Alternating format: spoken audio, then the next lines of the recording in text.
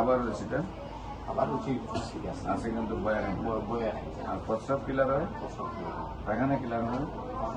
খালিয়ামান clear শরীরে জ্বর থাকে শরীরে জ্বর আছে মুখ তিতা থাকে ঠিকঠাক বলি না প্রচুর জ্বর আছে খাবার মুখ তিতা লাগে বলেন না এইগুলো তো কিছু বলেন 122 66 261 162 দিছ এরপরে হলো শরীরে পানি আছে পানির অনুমান হালকা পানি তৈলা খোয়া হয়েছে সাইন তৈলা কিছু কেমন মায়ের বয়ে আর কি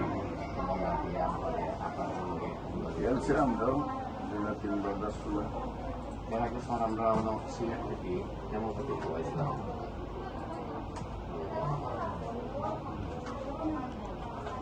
স্যারের অগুন বিষয় তবে পানিটা হয়েছে না আর পেটটা নরম রয়েছে সবসময়